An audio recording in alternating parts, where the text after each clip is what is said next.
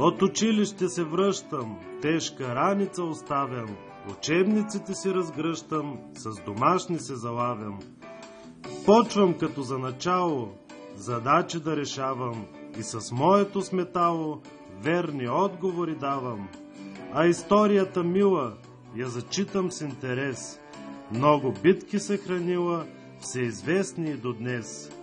Географията зная, тя ще ми покаже как света да опозная, без от вкъщи да излизам даже.